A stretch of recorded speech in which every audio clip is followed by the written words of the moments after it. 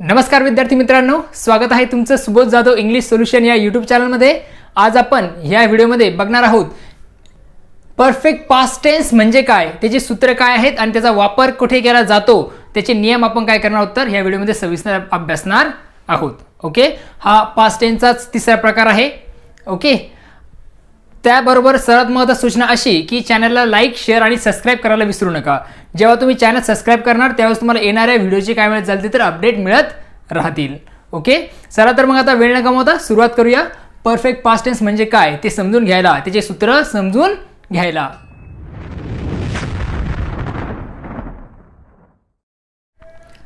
Perfect past tense त्यालाच म्हणतात पूर्ण भूतकाळ।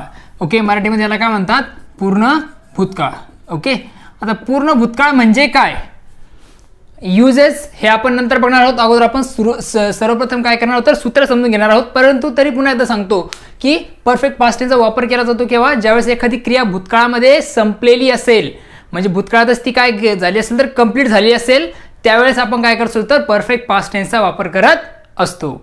जसं आपण बघितलं मागचा टेन्स, तो म्हणजे कुठला? Continuous past tense. त्याची लिंक डिस्क्रिप्शनमध्ये आहे, ती जाऊन बघू शकता तुम्ही। कंटिन्युअस पास्ट टेन्स आपल्याला मी तुम्हाला सांगितलं की ज्यावेळेस क्रिया भूतकाळात चालू असेल त्यावेळेस आपण कंटिन्युअस पास्ट टेन्स वापरतो। परंतु इथे जी क्रिया आहे भूतकाळामध्ये काय झाली असते तर संपून गेलेली असते, त्यावेळेस आपण काय करतो तर परफेक्ट पास्ट टेन्सचा वापर करतो। चला तर आता सूत्र बघायला सुरुवात करूया। पहिलं सूत्र ते म्हणजे अफर्मेटिव्ह सेंटेन्स। अफर्मेटिव्ह म्हणजे काय? होकारार्थी वाक्य। आता परफेक्ट पास्ट टेन्सचं होकारार्थीचं सूत्र काय आहे तर लक्षात ठेवायचं आहे सब्जेक्ट आपलं वापरायचं हॅड, त्यानंतर V3। हॅड हे आपण काय वापरतो इथे हेल्पिंग वापरत आहोत। म्हणजे याच्यानंतर लक्षात ठेवा, कधीही तुम्हाला वाक्यामध्ये हॅड नंतर V3 दिसलं, क्रियापदाचं तिसरं रूप। क्रियापद तिसरं रूप कुठलं तुम्हाला माहिती आहे सर्वांना? स्पीक हे झालं V1, स्पोक हे झालं V2, स्पोकन हे झालं V3। तर आपल्याला काय करायचं, ह्या V3चा वापर करायचा आहे। ओके, आणखी नाही मी तुम्हाला एक्झाम्पल सांगतो, असं आहे बघा, वॉच, वॉच्ड, वॉच्ड हे झालं V3। तर असे V3चा तुम्हाला काय करायचं आहे, हॅड नंतर वापर करायचा आहे। आणि ओळखायचं कसं आहे, सगळं सोपं आहे। हॅड नंतर जेव्हा तुम्हाला V3 दिसेल म्हणजे क्रियापद तिसरं रूप दिसेल तर तो जो टेन्स असेल तो कुठला असणार आहे? परफेक्ट पास्ट टेन्स असणार आहे। ओके, समजलंय? Example number 1, he had submitted report. त्याने त्याचा रिपोर्ट सबमिट केला होता, म्हणजे तो त्यावेळेस केला होता, करत होता असंही नाही तर तो त्यांनी केला होता। भूतकाळात कधीतरी ती घटना घडलेली आहे। We had watched a movie, आम्ही चित्रपट बघितला होता, म्हणजे त्यावेळेसच ती क्रिया संपलेली आहे। Okay, I had practice the song before the program start. Okay, मी काय केली? सॉन्गची प्रॅक्टिस केली होती। कधी? Before the program start, program सुरू होण्यापूर्वीच मी काय केली होती तर सॉन्गची प्रॅक्टिस केली होती। क्रिया ही त्यावेळेसच काय होऊन गेलेली आहे, संपून गेलेली आहे। हॅड प्लस V3 लक्षात ठेवा। त्यानंतर निगेटिव्ह स्ट्रक्चर म्हणजे नकारार्थी वाक्य। नकारार्थीमध्ये काय आहे तर फक्त हॅड नंतर तुम्हाला नॉट टाकायचं आहे आणि V3 जशाला तसं आहे, म्हणजे had subject plus had not plus V3 plus object. Understand? तर एक्झाम्पल याचं घेता बघा, I had not watched cricket on television, they had not played cricket. Okay, पहिलं एक्झाम्पल आहे, I had not watched cricket on television, मी टेलिव्हिजनवर cricket match पाहिली नव्हती। They had not played cricket, ते क्रिकेट खेळले नव्हते। ओके, म्हणजे ती क्रिया त्यावेळेसच काय होऊन गेलेली आहे, संपून गेलेली आहे। ओके, अशा प्रसंगी आपण काय करतो निगेटिव्ह स्ट्रक्चर, याला आपण काय म्हणतो निगेटिव्ह स्ट्रक्चर, म्हणजे नॉट आलेले बघा हॅड नंतर। क्रिया ज्यावेळेस भूतकाळात संपून गेलेली असते त्यावेळेस आपण परफेक्ट पास्ट टेन्सचा वापर करतो, कायमस्वरूपी लक्षात ठेवा। ओके, चला आणखीन काय एक्झाम्पल बघूया। पुढे आहे इंटरोगेटिव्ह सेंटेन्स। इंटरोगेटिव्ह सेंटेन्स म्हणजेच प्रश्नार्थक वाक्य। आता प्रश्नार्थक वाक्य जे आहे, परफेक्ट पास्ट टेन्सचं प्रश्नार्थक वाक्याचे एक्झाम्पल काय आहेत किंवा त्याच्या अगोदर त्याचं स्ट्रक्चर काय ते बघूया। बघा, परफेक्ट पास्ट टेन्सचं प्रश्नार्थक वाक्याचं स्ट्रक्चर आहे, वाक्याची सुरुवात फक्त तुम्हाला हॅड नाही करायची। आता हा जो प्रश्न आहे तो आहे पॉझिटिव्ह क्वेश्चन आणि खालचा जो आहे निगेटिव्ह क्वेश्चन। दोन्ही प्रश्नाचे फक्त पॉझिटिव्ह क्वेश्चन एक, निगेटिव्ह क्वेश्चन आहे। Had plus subject plus V3 plus object शेवटी क्वेश्चन मार्कला खूप महत्व आहे। आणि दुसरं निगेटिव्ह स्ट्रक्चर सूत्र असणारे हॅडंट म्हणजे काय? HAD हॅडंट बरोबर हॅड नॉट. हॅड नॉट म्हणजेच हॅडंट, शॉर्ट फॉर्ममध्ये लिहिलेले ते. Okay, example number 1, had he studied this chapter. त्यांनी हा चॅप्टर त्यांनी या चॅप्टरचा अभ्यास केला होता का? Had Sneha shop in the market.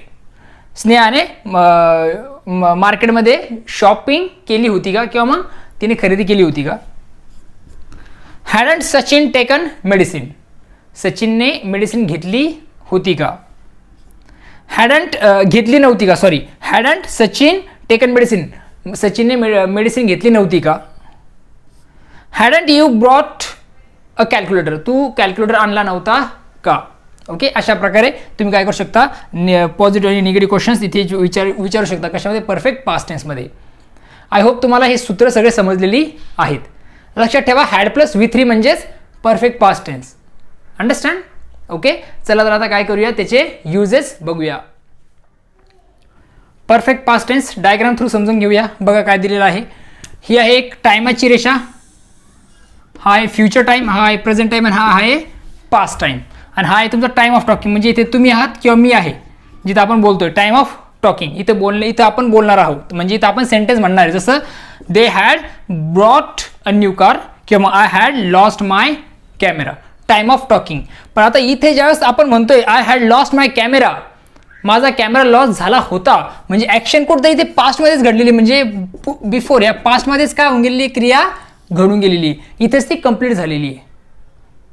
जसं मी तुम्हाला सांगितलं होतं की कंटिन्युअस पास्ट टेन्समध्ये क्रिया ही घडत होती पास्टमध्ये, परंतु इथेच ही काय झालेली तर कंप्लीट झालेली असते. Action had completed here.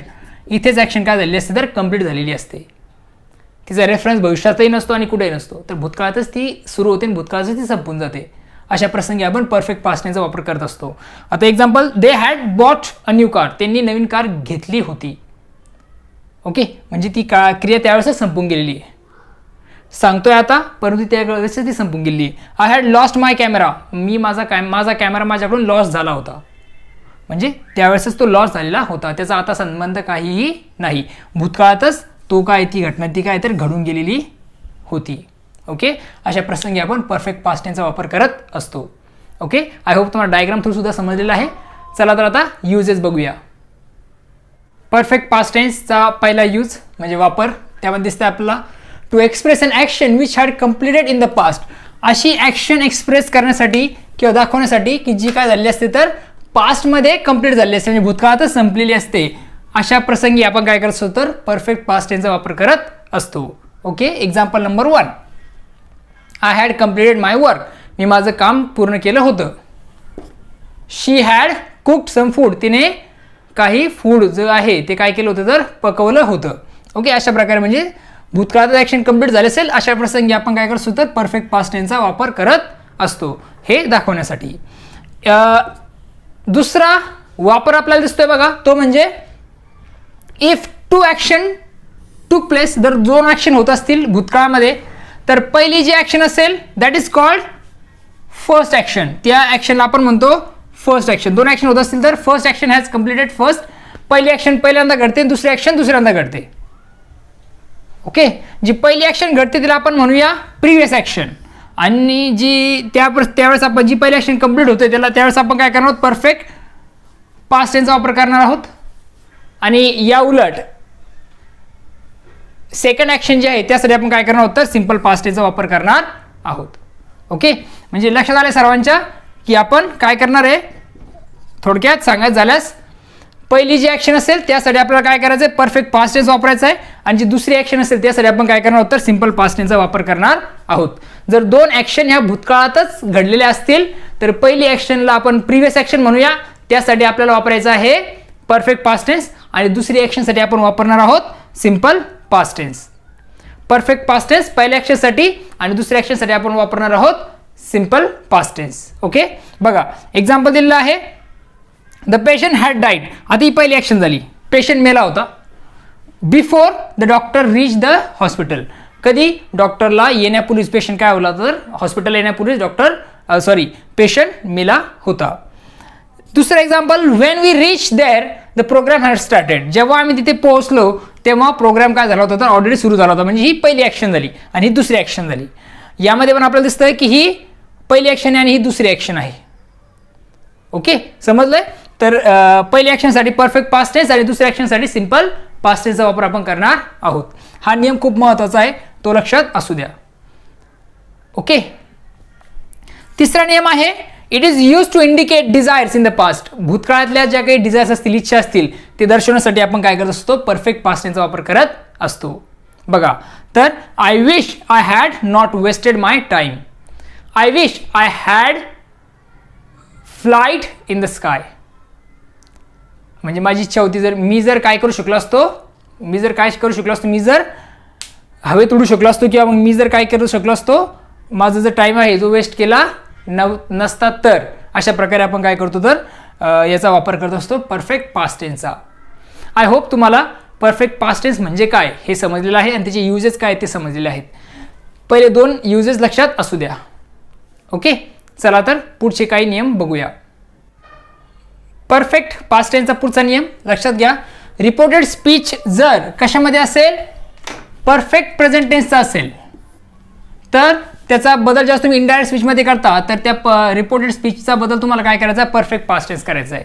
Example घेतल्यावर समजून जाईल. बघा, ही सेड, हे आहे डायरेक्ट स्पीचचं उदाहरण. He said he had solved a problem. महत्त्वाची सूचना, हे समजण्यासाठी तुम्ही काय करा, डायरेक्ट इन डायरेक्ट स्पीचवर मी व्हिडिओ बनवलेले आहेत, तर ते जाऊन तुम्ही एकदा बघू शकता. त्याची लिंक डिस्क्रिप्शनमध्ये दिलेली आहे, त्यामध्ये तुम्ही जाऊन डायरेक्ट इन डायरेक्ट अभ्यासू शकता. म्हणजे तुम्हाला हे नियम चांगल्या प्रकारे व्यवस्थित समजून जातील. ओके, थोडक्यात सांगतोय. आता यामध्ये बघा की दिलेला जो टेन्स आहे कुठला, हा तो कशामध्ये आहे? परफेक्ट प्रेझेंट टेन्स आहे. Subject plus has plus V 3 plus O. Just असं असेल म्हणजे हे आहे रिपोर्टेड स्पीच, कुठून इथपर्यंत इथपर्यंत.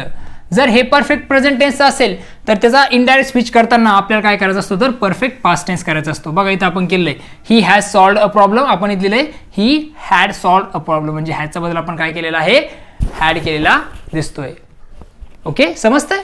He said that he had solved a problem, हे झालं इनडायरेक्ट स्पीच. पुढचा नियम आहे, जेव्हा रिपोर्टेड स्पीच काय असेल? सिंपल पास्ट टेन्स असेल. म्हणजे सिंपल पास्ट टेन्स, हे जे रिपोर्टेड स्पीच आहे, जेव्हा सिंपल पास्ट टेन्स असेल तर त्याचा इनडायरेक्ट स्पीच करताना तुम्हाला काय करायचं आहे? ह्या सेंटेन्सचा बदल तुम्हाला करायचा आहे perfect past tense. Example, she said I came yesterday. मी काल आले. She said. She said that. आयचा बदल होणार आहे सब्जेक्टनुसार शी, मग त्याचं झालं शी. आता दिलेलं सेंटेन्स आहे सिंपल पास्ट टेन्सचं, त्याचा बदल तुम्हाला करायचं परफेक्ट पास्ट. मग आता यस प्लस V2 आहे ऑब्जेक्ट, त्याचा बदल तुम्हाला करायचं yes plus had plus V3. तर मी तसा बदल केला बघा, she had come the day before किंवा द प्रिव्हियस डे. हे झालं त्याचा आन्सर. म्हणजे आपण याचा बदल सिंपल पास्ट टेन्स दिल्यामुळे आपण काय करतो? याचा बदल परफेक्ट पास्ट टेन्स करतो. हे झाले युजेस कशाचे? परफेक्ट पास्ट टेन्सचे. 5ही युजेस चांगल्या प्रकारचे लक्षात ठेवा. पहिले 2 खूप महत्त्वाचे आहेत आणि हे तर तुम्हाला डायरेक्ट इनडायरेक्ट स्पीचमध्ये कळून जातील, पण तरी एक थोडक्यात मी तुम्हाला हे सांगितलेले आहेत. आय होप तुम्हाला परफेक्ट पास्ट टेन्स म्हणजे काय असतं, त्याचे नियम काय आहेत आणि त्याचे सूत्र काय आहेत हे चांगल्या प्रकारे समजलेले आहेत. पुन्हा भेटूया नवीन व्हिडिओमध्ये. बघत राहा सुबोध जाधव इंग्लिश सोल्युशन हे यूट्यूब चॅनलला लाईक, शेअर आणि सबस्क्राईब करायला विसरू नका. तोपर्यंत थँक्यू अँड टेक केअर. पुन्हा भेटूया नवीन व्हिडिओमध्ये.